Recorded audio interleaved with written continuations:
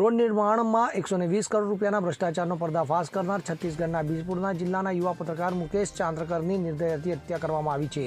ગત 1 જાન્યુઆરીના રોજ સાંજે 7 વાગ્યાથી તે ગુમતા તેના મૃતદેહ સેપ્ટિક ટાંકીમાંથી મળી આવ્યો હતો. તો કોન્ટ્રાક્ટર અને તેના સંબંધી સુરેશ ચંદ્રકરના ઘેરામાં બનેલી સેપ્ટિક ટેન્કમાંથી તેનો મૃતદેહ બહાર કાઢવામાં આવ્યો હતો. તો ઘટના સ્થળે મોટી સંખ્યામાં પોલીસ ફોર્સ હાજર રહ્યું હતું. તો પોલીસ આ મામલે તપાસ કરી રહી છે. ત્યારે આજરોજ શનિવારે આ મામલે રોષે થયેલા પત્રકારોએ બીજાપુરમાં રસ્તા રોકી દીધો હતો. બીજાપુર સહિત બસ્તર વિભાગના પત્રકારો રસ્તા પર બેઠા છે. જો વાત કરવામાં આવે તો મુકેશ દેશભરમાં નક્સલ બાબતો પર પત્રકારમાં જાણીતું નામ હતું. તે ગત 1 જાન્યુઆરીથી ગુમ હતું, પરંતુ 2 દિવસ બાદ શુક્રવારે પત્રકાર મુકેશનો મૃતદેહ કોન્ટ્રાક્ટરની કન્સ્ટ્રક્શન કંપનીના બનેલી સેપ્ટિક ટાંકીમાંથી મળી આવ્યો હતો.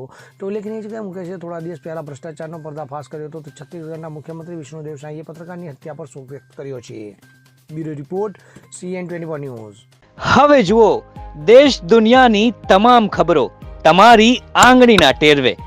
ઉઠાવો મોબાઈલ અને Google Play Store પરથી ડાઉનલોડ કરો અમારી CN24 ન્યૂઝ મોબાઈલ એપ.